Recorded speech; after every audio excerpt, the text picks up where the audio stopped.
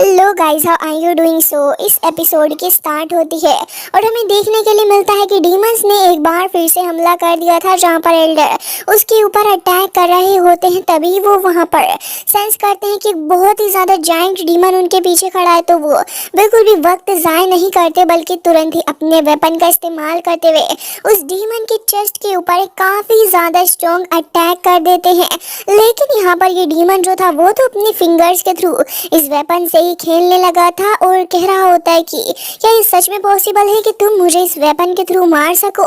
जिसके बाद वो तुरंत ही उनको पीछे हटा देता है। साथ ही कुछ अदर सोल्जर्स को भी देखते हैं जिनकी हालत डीमन की वजह से बहुत ज़्यादा ख़राब हो चुकी होती है। डीमंस इनके ऊपर बहुत ही बुरे तरीके से हमला कर रहे थे और यहाँ पर हमें एक और डीमन दिखाया जाता है।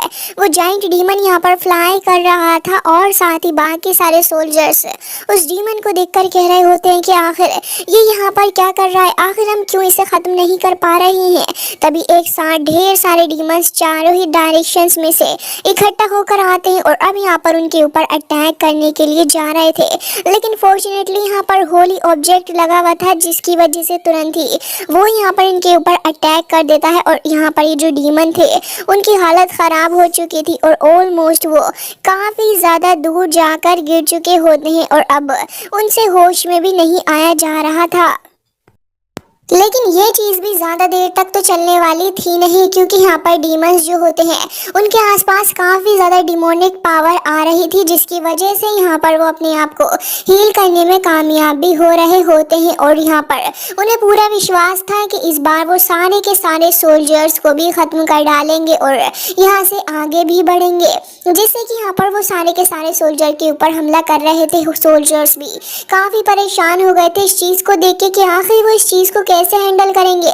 दूसरी तरफ हमें देखने के लिए मिलता है कि यहाँ पर मिस वांग जो होती है वो आ जाती है उसी जगह पर और अब यहाँ पर वो भागते भागते नोटिस करती है कि जिस जगह पर वो आई है इस जगह में एक वॉल मौजूद है और यहाँ पर इस वॉल को ओपन करना होगा उसको।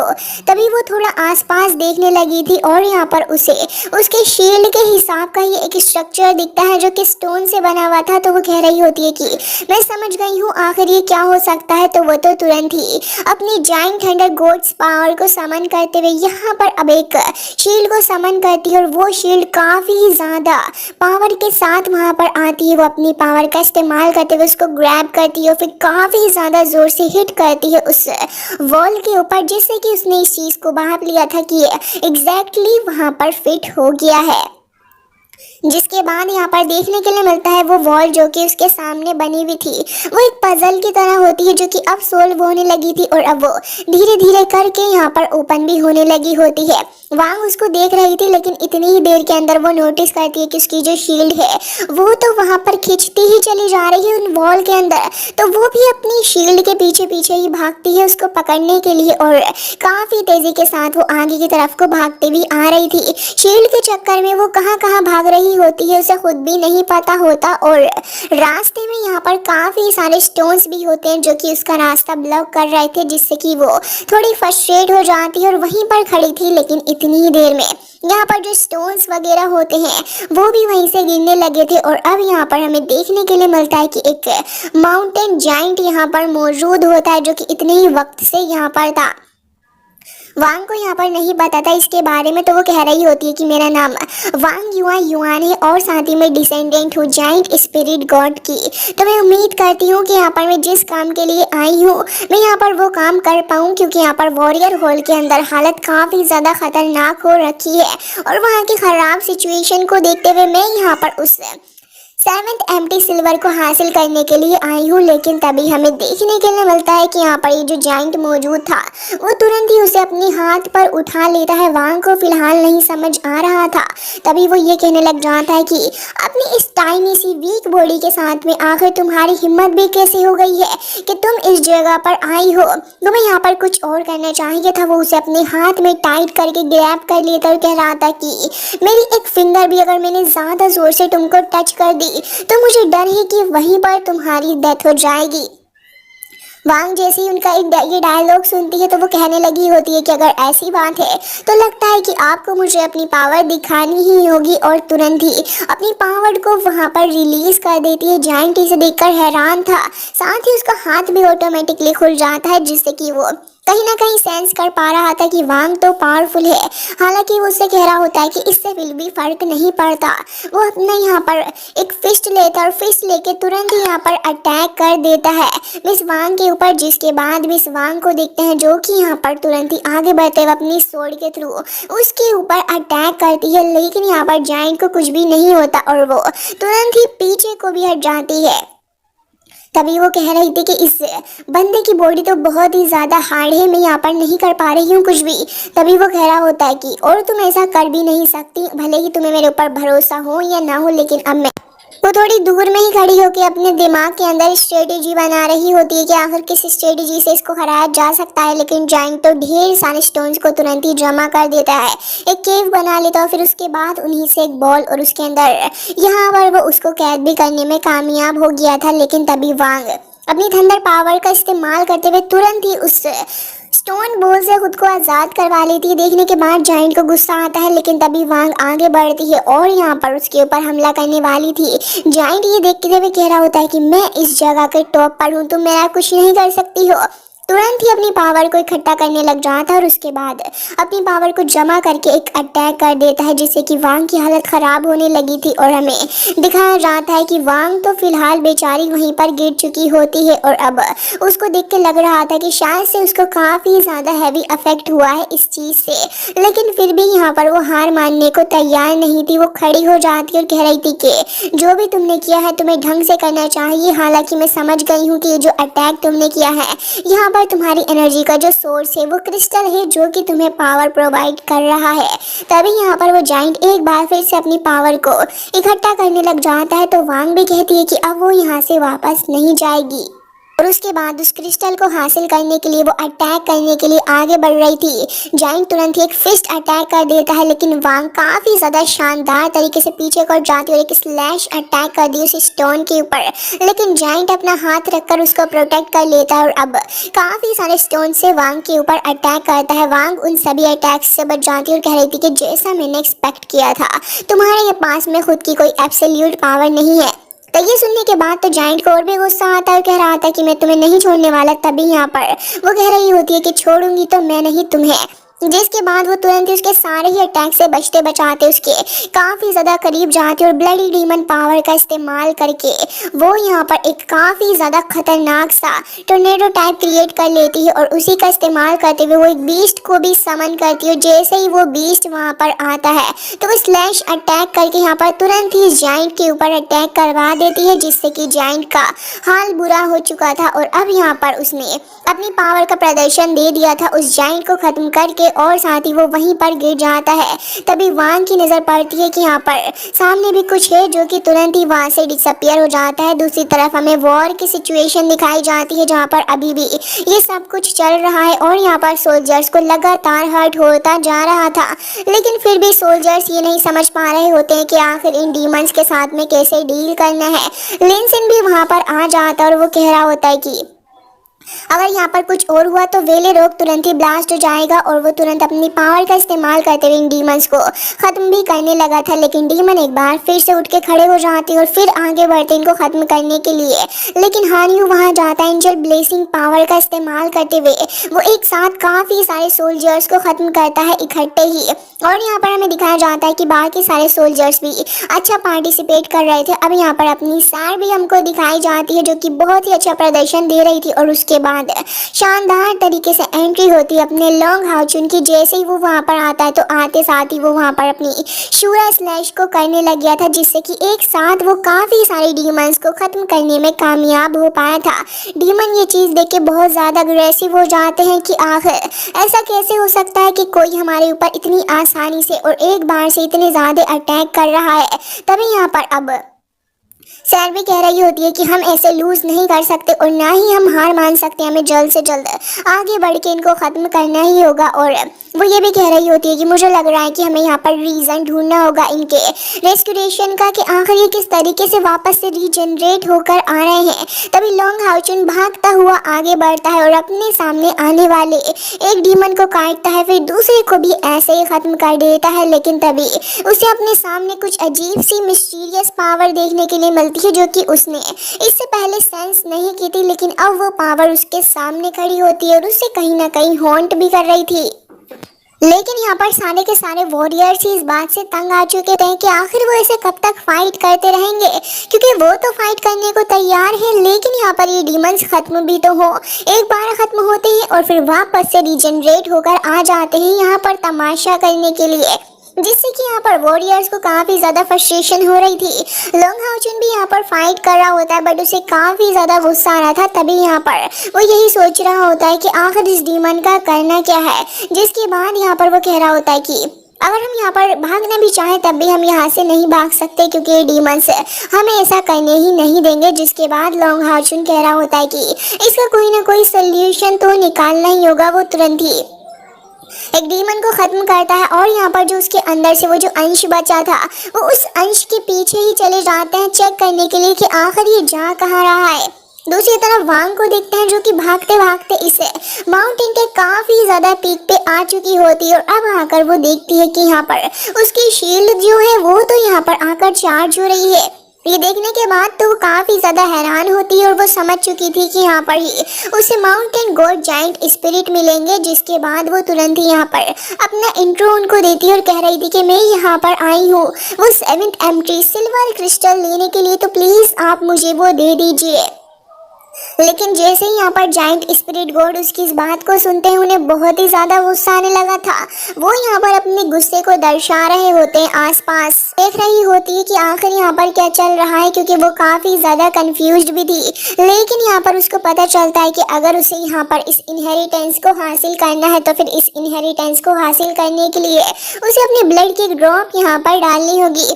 तो वो तुरंत ही आगे बढ़ती है और देखती है कि यहाँ पर तो एक पिलर आ गया है और उसके ऊपर वो तुरंत ही जाके एक नाइफ से अपने हाथ को काट लेती है और वहाँ पर ब्लड की एक ड्रॉप भी वो डाल देती है, जिससे कि बहुत ही ज़्यादा थंडर आसपास के एरिया के अंदर फैल रही थी और वो भी इसी थंडर को देख रही होती है। जिसके बाद यहाँ पर वो जो उसके ब्लड की थंडर बोल बन चुकी थी वो थोड़ी बहुत आसपास स्ट्राइक करने के बाद तुरंत ही वहाँ से ख़त्म हो गई थी। जैसे ही यहाँ पर वांग देखती है कि यहाँ पर तो कोई भी हरकत नहीं हुई है, साथ ही वो क्रिस्टल भी अपीयर नहीं हुआ जो कि वांग को चाहिए। ये देखकर वो काफ़ी ज़्यादा उदास होती है। साथ ही वो तुरंत ही आगे बढ़ गई थी चेक करने के लिए कि आखिर असल में माजरा है क्या। लेकिन तभी यहाँ पर लगता है कि शायद से इस माउंटेन ने जो है वो उसकी ब्लड लाइन को रिकॉग्नाइज नहीं किया है, और अगर ऐसा हुआ तो फिर ये तो बहुत ज़्यादा बुरा होगा, क्योंकि वॉर की सिचुएशन भी तो इतनी ज़्यादा ख़राब हो चुकी है। जिसके बाद वो कह रही थी कि आखिर ये काम क्यों नहीं कर रहा है। तभी यहाँ आसपास उसको कुछ हरकत फील होती है और वहाँ पर एक टोर्नेडो भी अपीयर हो गया था। जिसके बाद हमें देखने के लिए मिलता है कि यहाँ पर giant mountain spirit God appear हो जाते हैं और उन्हें देखते ही तुरंत ही वांग यहाँ पर उनको ग्रीट करने लगी थी और यहाँ पर अब उनसे कह रही होती है कि मैं आपको बॉदर करने के लिए आपसे माफ़ी मांगना चाहूँगी, लेकिन मैं यहाँ पर आई हूँ आपसे उस ब्लेसिंग को लेने के लिए, क्योंकि हमें हमारे साउथ ईस्ट फोर्ट्रेस के अंदर इसकी बहुत ही ज़्यादा ज़रूरत है, क्योंकि वहाँ पर हालत काफ़ी ज़्यादा ख़राब हो चुके हैं। प्लीज़ जाइंट स्पिरिट गॉड मेरे साथ चलें और यहाँ पर प्रोटेक्ट करें अपनी डिवाइन पावर से बाकी सारे लोगों को। हमें सच में आपकी बहुत बहुत ज़्यादा ज़रूरत है। लेकिन जैसे ही यहाँ पर जाइंट स्पिरिट गॉड उसकी इस बात को सुनते हैं तो वो बहुत ज़्यादा गुस्सा करने लगे थे। साथ ही अपनी पावर का इस्तेमाल करते हुए वांग को पीछे हटा देते हैं और उससे कह रहे होते हैं कि आखिर तुम चाहते क्या हो, और यहाँ पर तुम आई हो मेरी इनहेरिटेंस को हासिल करने के लिए। तुम्हें लगता भी है कि तुम इसके लिए क्वालिफाइड हो। अभी वांग उनकी बातें ही सुन रही थी और कह रही होती है, लेकिन यहाँ पर मेरी शील्ड के द्वारा मुझे यहाँ पर पहले ही रिकॉग्नाइज कर लिया गया है। ऑलरेडी मैंने यहाँ पर मौजूद असेसमेंट को भी ख़त्म कर लिया। तभी यहाँ पर स्पिरिट गॉड कह रहे होते हैं कि हाँ आपने सही कहा, लेकिन तब भी आप मेरी बात को एक्सपेक्ट क्यों नहीं कर रहे हैं। आपको तो यहाँ पर समझना चाहिए ना कि आखिर क्या चल रहा है। लेकिन तभी वो कह रहे होते हैं कि मुझे इससे कोई भी लेना देना नहीं है, तुम जो चाहे वो कर सकती हो, लेकिन ये मेरा एरिया है।